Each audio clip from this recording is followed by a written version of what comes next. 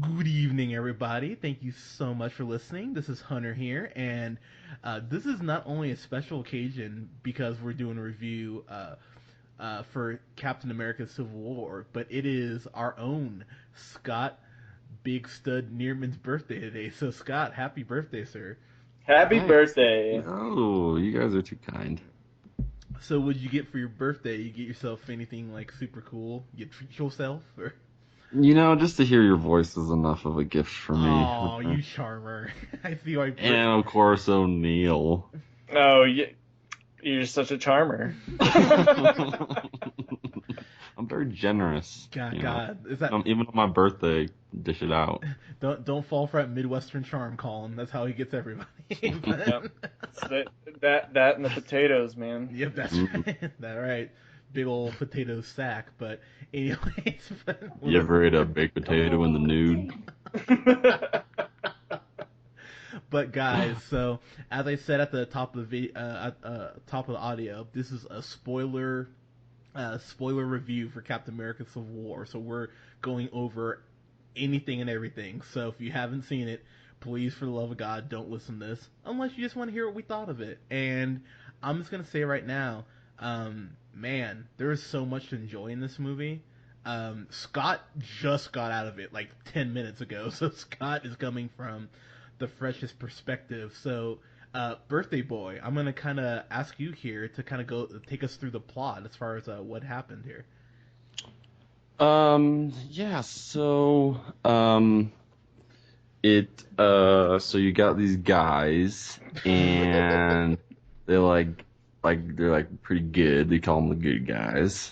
And then you got these bad guys, and they're like, hey, don't do that. And we're like, nah, I think we're gonna do it. And then they kind of fight each other. That's pretty much the movie there. No, so God damn it! Perfect. So what's everybody's final thoughts? yeah, so final grades. Final grades, everyone. Yeah, you can honestly, it was like you can probably honestly describe it better than I can, just because I was honestly soaking a lot of it in as I was watching it. But essentially, you've got the Avengers, and so you've got I'm not going to get any of the technical terms right, but it's basically they're trying to form an alliance. The world, apparently the UN is trying to form an alliance with the Avengers, basically to counteract all of the destruction and killing that they've done, which they kind of address in this. And how just kind of the aftermath of the previous movies and the events that have taken place previous to this movie, how the consequences are kind of coming to the forefront. And this is basically just them dealing with those consequences internally and externally as well. With you've got some new characters coming in, and yeah, I mean that's pretty much it. It's a fairly simple plot and the wide scope of it. But yeah, you can, like I said, you can describe it better than I can. I'm not really good with the details. It seemed kind of similar to Batman v Superman. Yeah, I kind of where it noticed was that. like the whole the world and like the local governments were like, right, they're like, hey, we're not gonna let you guys do this anymore. You're causing more destruction than you are helping. But like, I thought that the movies had a very similar plot. Yeah, For sure. Except one movie actually did a good job with it. And the other one did Yeah. not. Like I'm sorry. Like I don't want to turn this into a Batman. But I'm telling you right now, I'm sure Kevin Feige, the director, like the big dog in charge at Marvel, I'm sure he like snuck into a screening of Batman vs Superman and laughed his ass off. He's like, "Oh, our movie comes out in like 8 weeks. We're good. We have nothing to worry about." It's like, because seriously, like the movies are so similar as far as the kind of the question asks you, like, hey, like, um, where would you fall on this? Like, and I like the way that Scott kind of put it with the government trying to kind of form an alliance with the Avengers. William Hurt returns as Thunderbolt Ross, but he's like working for the UNN, the World Security Council, basically, and he's always been a dick, trying to hunt down Banner. But now he's just like, oh yeah, you guys should sign this. Oh, you don't want to sign it? Well, there's consequences if you don't sign it. And it never came across like they had an option. It was him being like, hey, you guys have done this and you've caused all this damage. Which, I mean, to be fair, he's not wrong, but like in the Avengers, you see like the cops trying to fight these aliens. It's like, you're so overmatched here. Like what like what the fuck? Like you know what I mean? Like what the fuck were you guys gonna do? Like Yeah, well, it's like, and it makes you think, kind of like it during the movie, it takes you back through some of the scenes of previous movies, and it's like you realize, oh wow, like this is some like large scale destruction going on, and there's definitely hundreds of thousands of people dying, and you'd think as a viewer, it's like, you're gonna address this, you're gonna be like, hey, easy on the civilian killing, all right? If you could just not destroy so many buildings, that would be great. We got to rebuild this. True. They should do a movie called Avengers: The Rebuilders, and the whole thing is them just like building like large buildings downtown. It's like construction managers. The only way this can keep looking the way it's supposed to. Yeah. Like, but you say that though, but what's brilliant about this movie is that they talk about those attacks, like especially the Battle of New York and Sokovia. But what's so cool about the Battle of New York is that that's what led to Daredevil and Jessica Jones. Like, they refer to it in the show directly as the event, the Battle of New York, and so it's so cool they kind of connect everything. And the one thing so I was Team Cap in the comics. This is very, very loosely based on Civil War, the comic book run that Mark Millar did in 2002, if memory serves correctly. But what sucked, and I mean sucked, about that comic book run is that you never understood both sides. Like, there's never a point where I was like, oh, Iron Man has a point.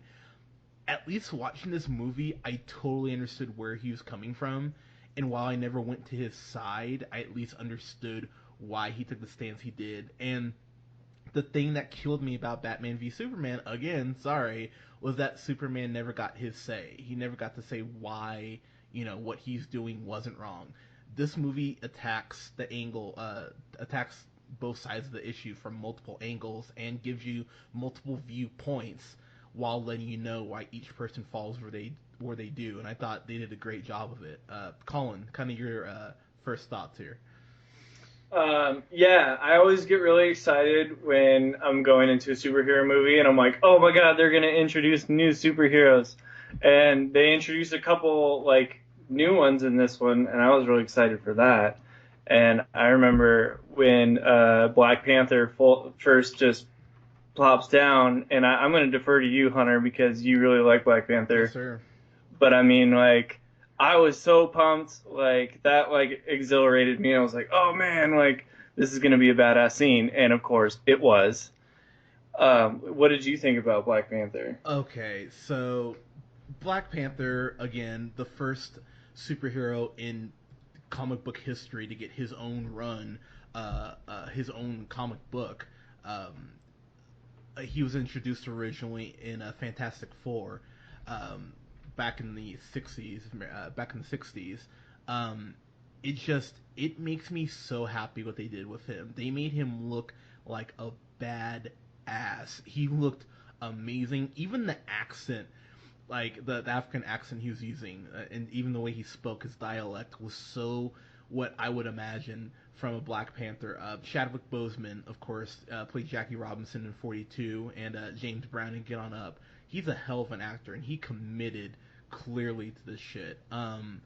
Anytime he was on screen speaking, he carried himself like royalty. He felt like a king in the making. And when he eventually does become king, even Cap is just like Your Highness. Like people refer to him as Your Highness in the film. It's like it's basically like Lion King. He was like Simba. Yeah. This is basically Lion King. Yeah. It's Civil basically War. Lion King. Yeah. Take the whole plot of Lion King. That's just Black Panther. But I thought he was incredible in this, and honestly, I'm always a little afraid when they get certain heroes because Marvel's earned a great amount of goodwill, but you never know when they introduce someone new, and he absolutely knocked it out of the park. Chadwick Boseman, sir, you thumbs up. I can't wait to see your film in a couple years. But I know we're just going to talk about this movie and like how much hopefully we all enjoyed it. I will say the thing that really just stood out to me was the Russo brothers again and their style. The way they make everything look like real world somehow. I mean, you got a black dude running around in a cat costume. You got two guys in you got two guys in armored costumes. You have a girl who can like levitate. You have a guy who shrinks, and yet it looks real world somehow. Just the way they shoot things, it looks gritty but like clean at the same time. Like I don't know how they do it, but their direction is impeccable. Like I thought Winter Soldier, they did a hell of a job directing it. I think they improved in everything, especially the fights, which were already so good in Winter Soldier, and yet it's so amazing here. So Scott, what were you kind of expecting? What were you kind of looking for, like heading into this? I was really interested in like where they're gonna take the kind of internal conflict here and kind of the sides that came out of it. I wasn't 100% sure which sides, what the two sides were gonna be necessarily, and that's what I was kind of looking for. Also, these movies that have multiple superheroes in them, more than I don't even know. I mean, I guess you could go through and count, but over 10 There's in like this 13, one. I think there's 13. If memory serves. Yeah, exactly. And so I was interested to see how they were able to kind of like incorporate every character's powers or abilities like through the fight scenes, and that's kind of where I really fell in love with them introducing the new characters with Ant-Man and Spider-Man. Man, Ant-Man was just, I loved him in this. Right? And Yeah, he was, I love Paul Rudd. He's just coming in and just like, he's just kind of like a normal guy, that can just shrink and like, I don't know, it's cool to see him in like that Avengers setting where, everybody's like very serious and stoic, and he's just kind of coming in there like, hey, I can shrink, and like, he's like pulling cords inside of Iron Man, and like, I like that part. And even I'm very picky when it comes to Spider-Man personally, and I didn't have a big problem with this kid. And Really? I didn't. I thought that even his little quips and jokes were funny and poignant, and they seemed like they were meant to be there. And I don't know. I kind of like the new spin on it. Pun intended. And but going into it, kind of want to see what the new characters were and kind of like the internal conflict, basically, of how it was going to play out and who was going to take which side. So I just gotta say, right out the gate, Spider-Man. This is the Spider-Man I've always wanted. Like the quips all felt genuine. This is a classic Dinko. If you obviously know your Spider-Man, artist. He was so funny, and it showed a pretty good respect as far as like his power set and like how incredibly agile he is. Because there's a scene that actually made me like laugh so goddamn hard I couldn't believe it. He crashes through this glass where he's like pursuing Falcon in Winter Soldier. So he kicks Falcon, and then Winter Soldier goes to punch him, and he blocks the punch. He's like, "Oh, dude, you have a metal arm. That's so cool." And then he like punches him. I was like, "Oh, Spider-Man, you're wonderful." And then he ends up webbing both of them up, and he's still talking. He's like, "Guys, I'm sorry, I gotta impress Mr. Stark." And Falcon's like, you're in a fight. You shouldn't be talking this much. He's like, "Oh, you're right." And then he like kicks them both down a flight of stairs. I was like, "God damn!" Like, I love Spider-Man so much in this. It made me really happy because he's always been my favorite superhero. Um, so it actually showed like what I always wanted from Spider-Man, showing that he belongs in this world, and the fact that he's only 15, so he's like at the point where he's really getting accustomed to his powers.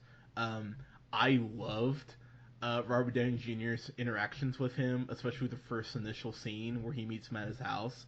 I thought that went so well, and I was dying. Him hitting on Aunt May because Tony Stark has no shame was a nice little. I think speaking on Robert Downey Jr. Sorry to cut you off. No, go ahead. This probably wasn't like my favorite Marvel movie that he's been in for me. I don't obviously this is not necessarily his starring role, but he is really a supporting character. But I feel like he didn't really have because I felt like he didn't fit that role. He's like a rebel. He's kind of goes outside the lines. He doesn't follow the rules. That's why I thought it was going to be switched. I thought Captain America was going to be more like, okay, guys, let's do what they say, and Iron Man's like, oh, whatever, I'm going to do my own thing. I'm Tony Stark.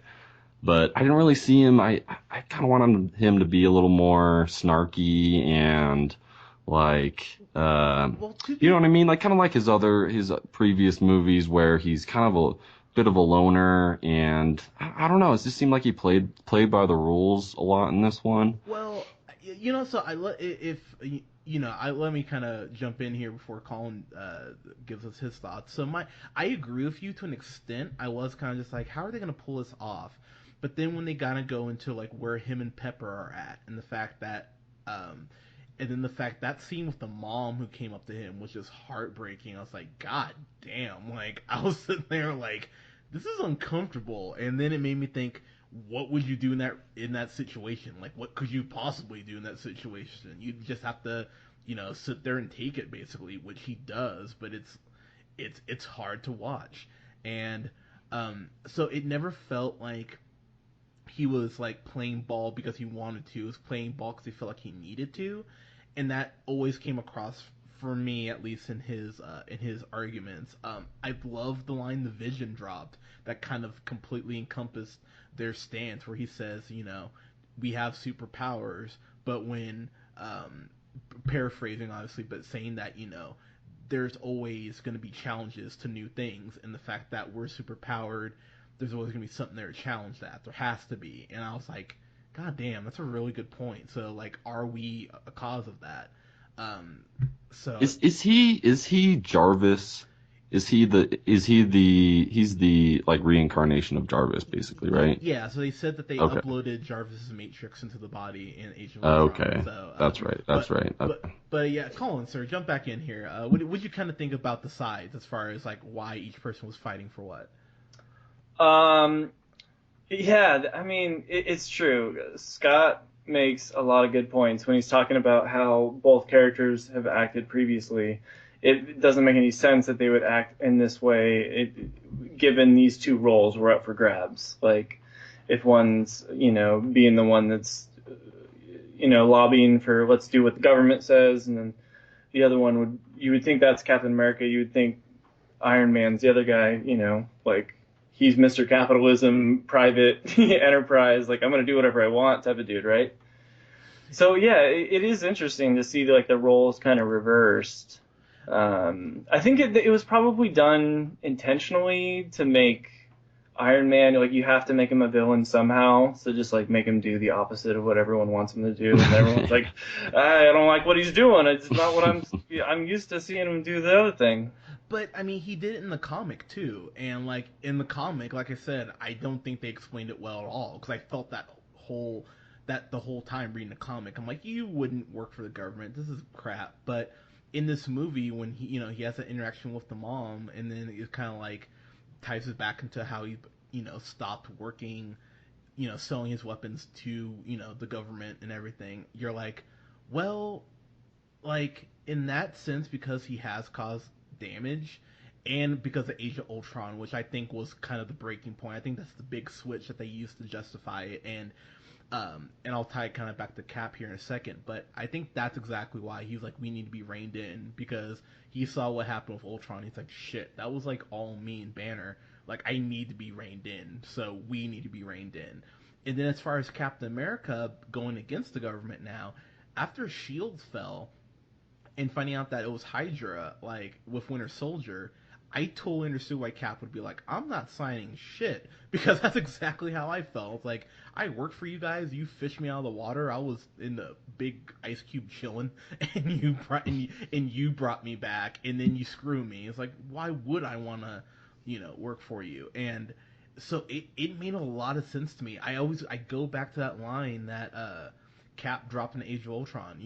Anytime we try to prevent a war before it happens, innocent people die. And I was just like, damn it, Cap, you're so wise beyond your years. Like, Yeah, like I get the intention of what they were doing. I just think like Robert Downey Jr. as an actor, like I enjoy his performances more when they're kind of like a little bit rebellious, and I would agree with that. he just seemed a little bit boring in this movie. That's all. He didn't quite have the pizzazz that I kind of enjoy from him. That he really excels in that, and that's why like I love watching his movies. Is that he's kind of has that little swagger and that kind of pizzazz to him. And he definitely did in this movie, but just not really, maybe because he wasn't like the front and center star. I mean, he was, very important to the role, but just as from an acting standpoint, I would, I prefer his movies where he's a little more, outspoken. well, I mean, I will give you that he was definitely, this is the most somber performance he's had as Iron Man by far. I will totally give you that. What I did appreciate though is that he did seem tortured, and so we got to see a little more range from him. But then when you kind of find out something about Bucky, basically that he was framed, he kind of goes like, "Son of a bitch, goddamn it!" And then he kind of goes back to that witty, snarky Stark for a little while until the movie just drops this bombshell at the end that I just went, "God damn it!" And I'm a little mad because I saw it coming, because actually I mentioned it in our Winter Soldier, or like in one of our trailer reviews. I was like, yeah, there's this thing that I feel like they're gonna use to justify Tony's position, and I feel like they're gonna drop it late. And so when it did drop, I was like, yep, there it is. Like, I was a little, Yeah. I was a little mad that I was like, God damn it, I did see that coming. But with that said, oh man, like when that bombshell drops, and like I know it's a spoiler review, but I almost don't want to even just spoil that just in case. But God, when they drop it though, I was like, son of a bitch, that's Ev- unfortunate. Everybody hates Winter Soldier. Like everybody has their own personal reason why they just really don't Yeah. like Winter Soldier. No, it's very true. Like Bucky, it was just not his day. For, like, Yeah, he's for- just like, oh, I did that too. Dang it! yeah. I hate when I black out. Like to kind of quote you, like, oh man, Dang it! I gotta drink less. yeah. Always murder a bunch of people and then And pass out.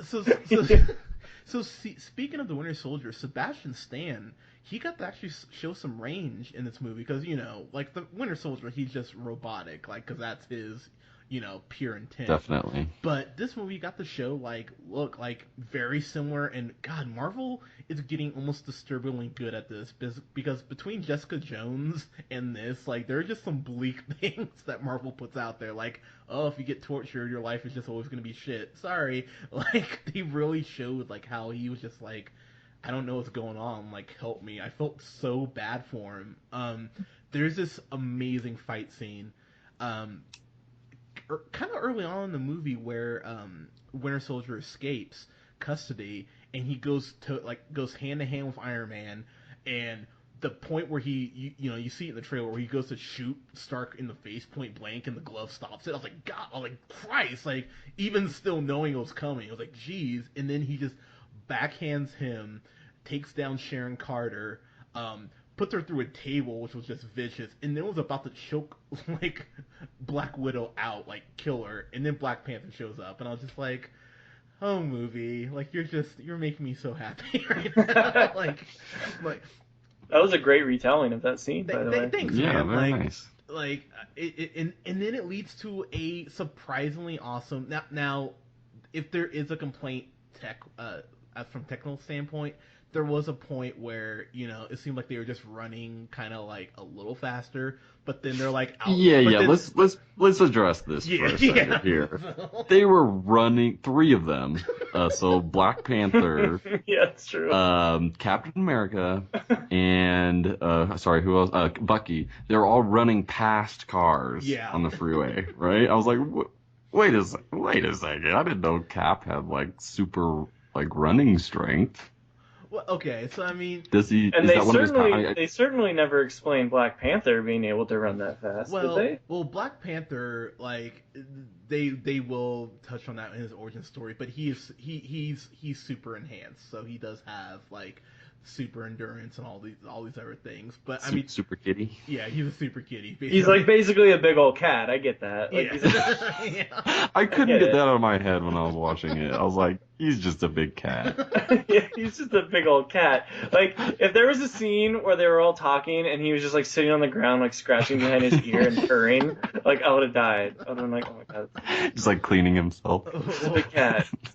Well, hey, Halle Berry did in Catwoman. It's not like people are above filming it, so hey, maybe his solo movie will get that cat cleaning scene that we've all been wanting. But no, like from a technical standpoint, even watching it like the first time, I was like, okay, movie. Like I was like, I know this is a superhero movie, but come on now. Like so that I'm glad you noticed that. Oh no, I totally noticed that. I was like, all right, but technically everything else looks so solid in it, and the me and Colin were talking about this off mic. Whoever the fight coordinators and the stunt men and women, you all deserve like just biggest high fives because they put in some work for these fight scenes, and they were shot like close too, so it was hard to notice like, okay, when is this breaking, like for this person, for the stunt person to jump in. Like they did a really good job of disguising that. So there was a the when Black Widow was at the very very beginning when I'm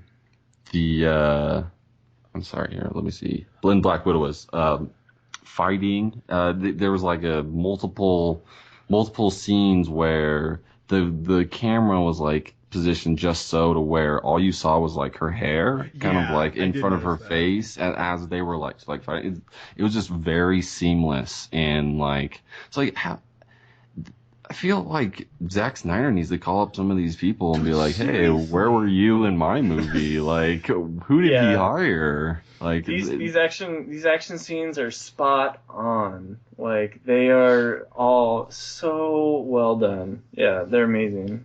Yeah, it's so well done. And let's just jump into this here. The airport scene. Everything you've heard about the airport scene is true. It is one of the greatest action scenes I've seen in a film. Everyone gets their chance to have their moment somehow, and then when Spider-Man shows up, I about lost. I fanboyed out like there's no tomorrow. Like even just like saluting Cap and just being like, "Oh, I got it here, Mr. Stark." And Ant-Man. Oh my God, the part of the movie that I probably laughed the hardest is when Ant-Man uppercuts Spider-Man, which was badass, by the way.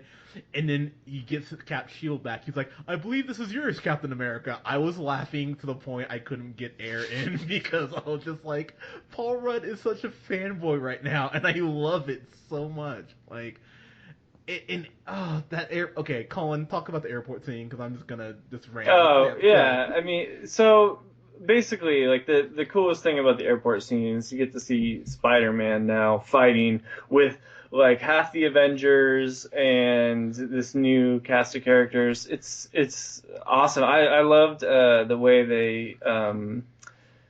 they did all of Spider-Man's fight scenes. All like you guys touched on before. Like I like the kid that they got.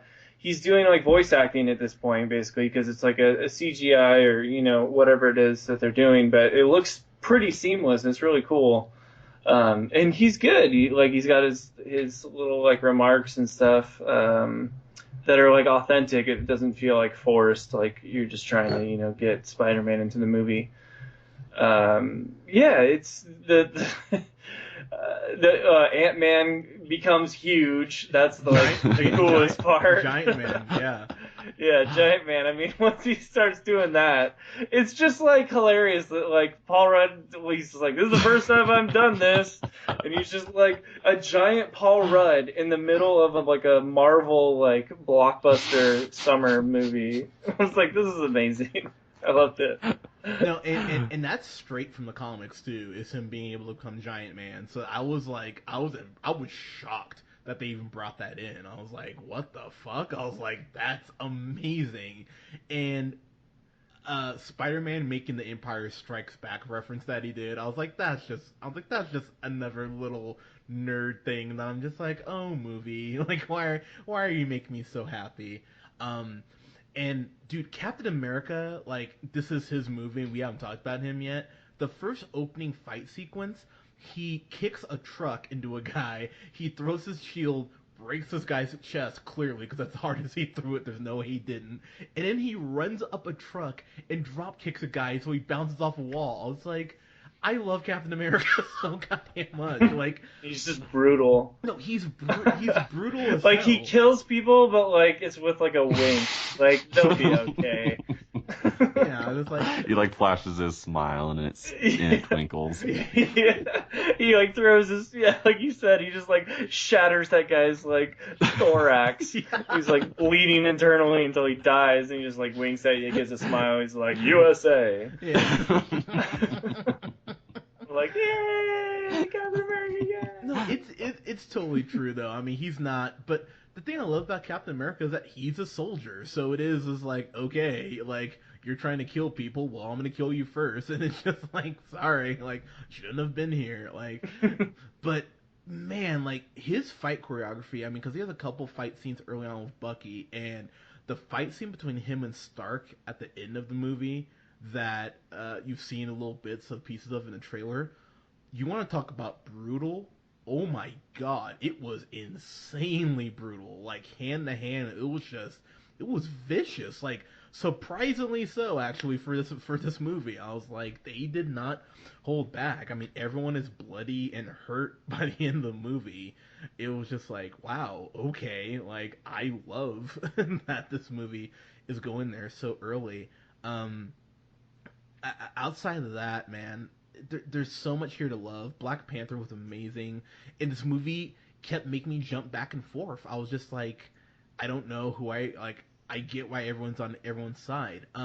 The last thing I want to touch on before we kind of get to the to our final thoughts was the villain, which was Baron Zito, played by Daniel Burrell. Dude, that guy kills it. He always kills it. Yeah, who's of course in Inglourious Basterds. I remember him from that. He was so good in Inglourious Basterds. Yeah, I'm not an Inglourious Basterds fan, and I thought he was amazing. So like, yeah, he did a hell of a job. And what's interesting about him here. That's right, and he was in Rush. Why the fuck did I think of Rush for? He was amazing in Rush. Yeah. So, and then I remember I liked him in Burnt, Scott. Like I like that he was actually one of the few things I liked about that movie. But this guy's incredible, and he's like in the shadows for so much of this movie, and you're kind of like, what the fuck is this guy up to? And then when it finally drops, you're like, oh shit! Like his plan was surprisingly well thought out. Like I was like, I gotta give you, and that's one thing Marvel normally does admittedly struggle with is the villains, and yet this time, even though he's not the main source of conflict, well, I mean, actually he is the main source of conflict. I mean, you don't see him a lot, but he's kind of the puppet master working behind behind the scenes, and I thought when it kind of gets to wrapping up his arc, it's going to be interesting to see kind of where they go forward with him. So Yeah, I'd love to see him go further as a villain. yeah, And I like that he kind of represents like a different type of villain. Like this is a Hmm. Captain America movie, so it's not like the Avengers, where the Avengers it's like it's all powerful, all like a different dimension, giant like snakes flying through Manhattan, and they have to fight everybody. And then just like the next one's like a crazy robot with like the intelligence of like a million humans, and his full force of like robots. And this one's just like some dude that like made each other, he made all you guys like turn on each other.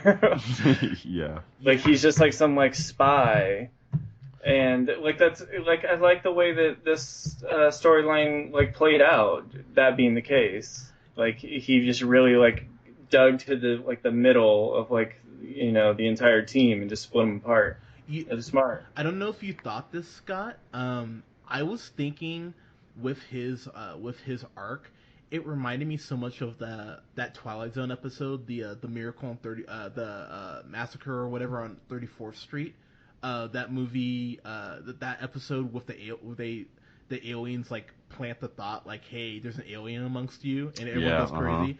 I thought that Hmm. exact. I was thinking that the whole time, like, oh my god, this is that Twilight Zone It's episode. like Stockholm syndrome or whatever. Exactly, yeah. Yeah. It's about them really just dropping that little thing to just fuck with everyone and just watch them tear each other apart. And the movie ends in a place that I was like, wow, you guys almost did like a soft reboot here.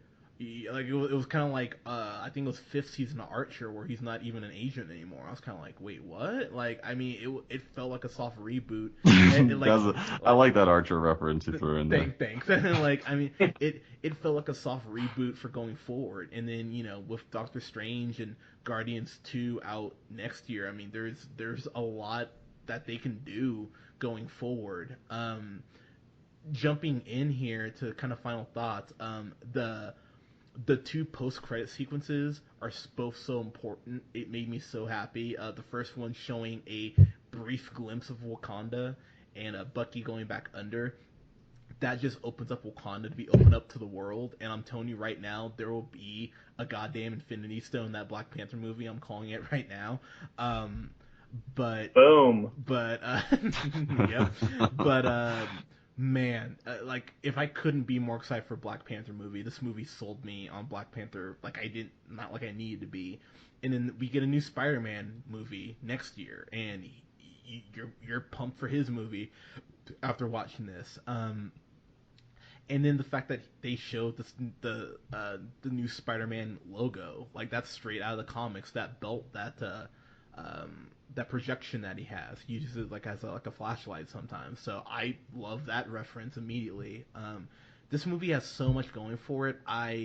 There are some things to definitely critique. It's not perfect. I mean, we did talk about some of the technical aspects of it, and some of it may depend on if you can get past Tony Stark, being not Tony Stark. He's definitely a different Tony Stark. I think they do a good job of explaining it, but that could be jarring for you. But with that said, I didn't like this as much as I liked Winter Soldier, but I did like this more than I liked the first Avengers, actually. So I thought this was so well done. The Russos, the fact they're doing the next Avengers movie, the two-parter where we finally get Thanos, this is in great hands with them because they get how to write Captain America and how to use these characters, and they've used Spider-Man better than he's ever been used, and he was on screen for 15 minutes. So I'm gonna give this an A plus. I can't quite get it to a fan-fucking-tastic, but solid A plus. You should definitely go out and check this out. I've seen it twice already, so yeah. Colin, your final thoughts, sir. Yeah, I would say that I don't like it as much as Winter Soldier. I think Winter Soldier is like my favorite Marvel movie of all time, Mine though. too. So, Mine Yeah. too. Mine too. so I mean, like saying this isn't better than that isn't like a knock. I thought they did like this is basically like Captain America 3. Like if you could if like Iron Man didn't get cool titles, they just got like 1, 2, and 3. But like this is Captain America 3. For sure. Like and they like this one got a lot more like a lot more people in like Iron Man 3 did. Like this has Spider-Man and Black Panther's debuting, and they still have like, War Machine and everybody in this. I mean, they got a lot of people in this, and Ant-Man. I mean, I love Paul Rudd was amazing. So I mean, it's really good. It's like Captain America 3 was like they did a pretty good job. So would you give it? A+. I'll give it A+. A+. So, okay, Yeah. so I'm happy you're in line because yeah, I mean it's really great. It's just not Winter Soldier great. That's just kind of how he felt. But there's great things about it. So that's a solid call, man. And now we move on to the birthday boy, Scott.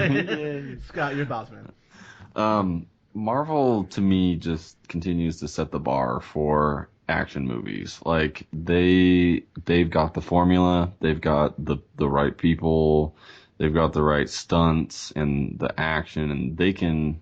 It seems like they've got, just like I said, the formula just to put it down and insert characters and really be able to thrive on this formula that they're using.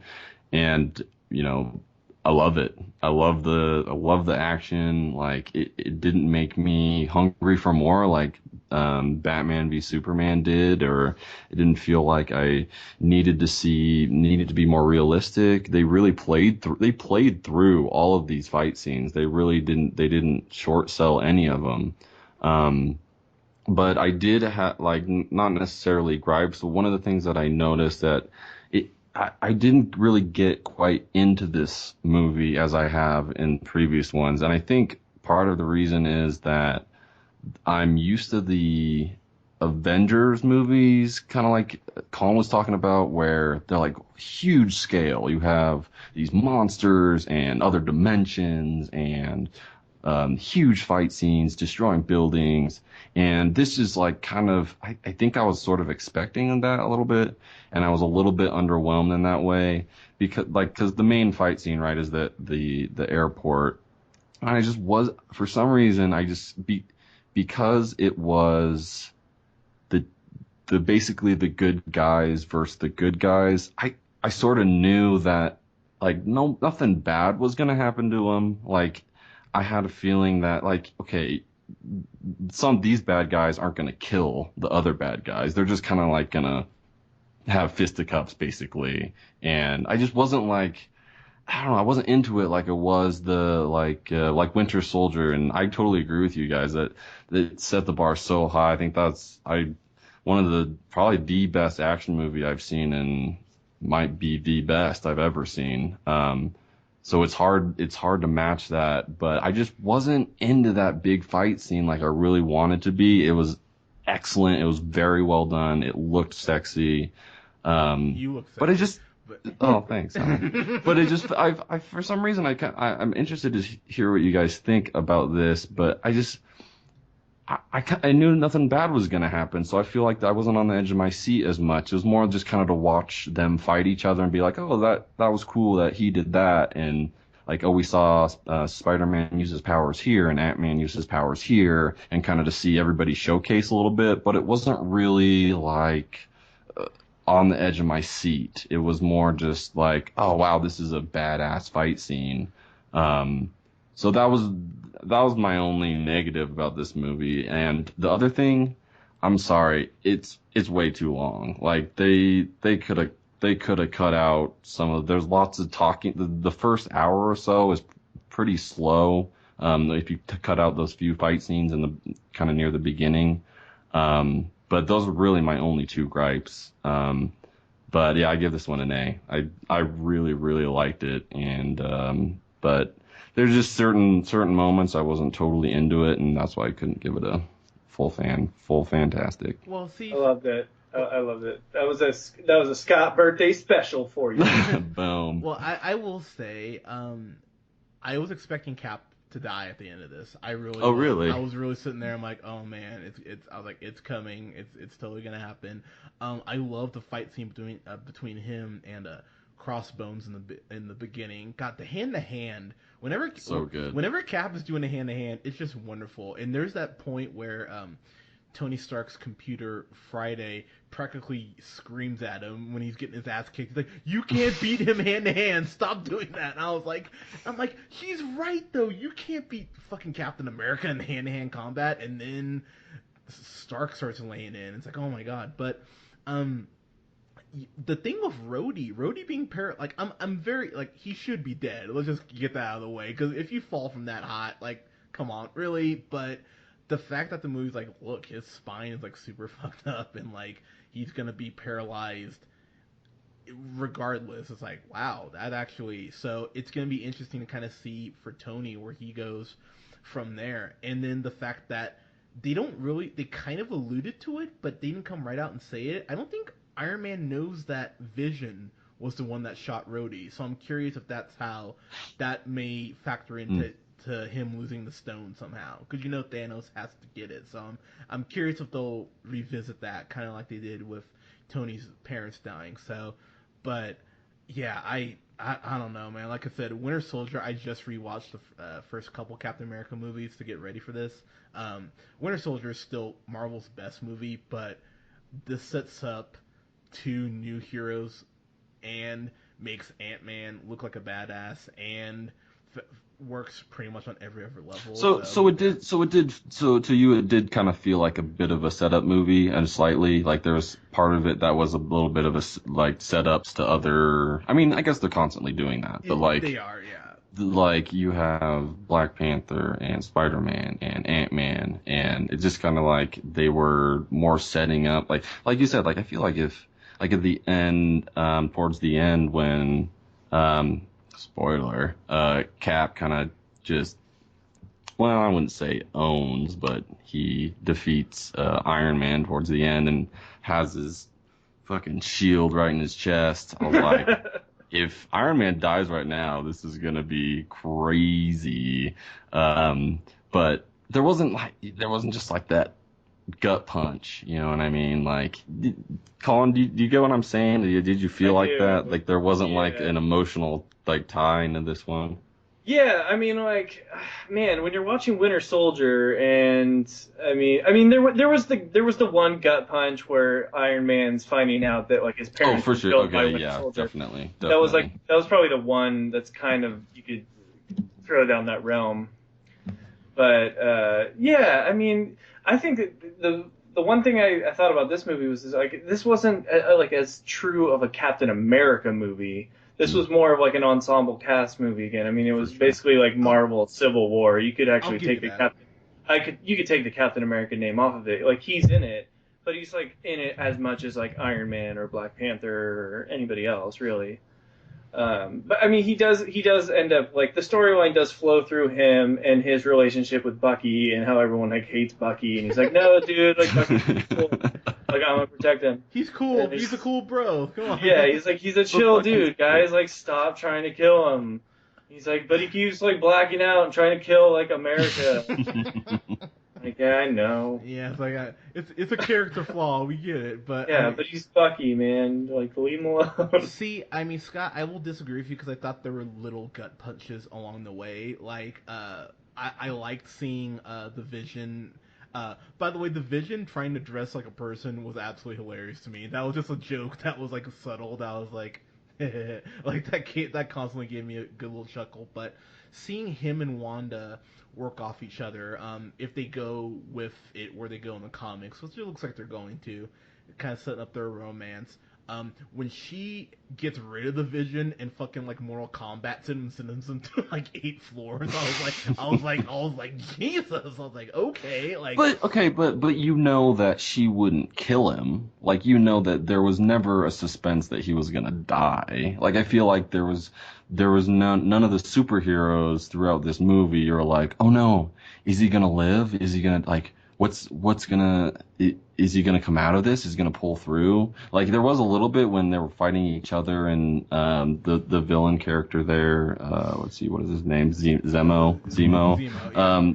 But that's kind of what I'm talking about. Like, with that big fight, I was like, are they gonna kill somebody off like in this big huge fight? Like, I don't think that's why I didn't really get into it at that point. I was thinking that I thought Cap legitimately was gonna die. Oh, okay, yeah, I for thought sure. I thought Winter Soldier could have died because when Tony blasts his arm off, you're like, God damn! Like he shoots it clean off, and then walks up and kicks him and blasts him after he blown his arm off. I was like, dude, like, Oh okay, no, that like, was definitely those three fighting. That was definitely the most intense part for me, for sure. But yeah, I guess sorry, go ahead. No, so yeah, I mean, at that point, I mean, I will agree with you probably up to that point. I didn't know if anyone, I was kind of like, all right, who could really die? I thought Rhodey could actually die. I was actually expecting Rhodey to die.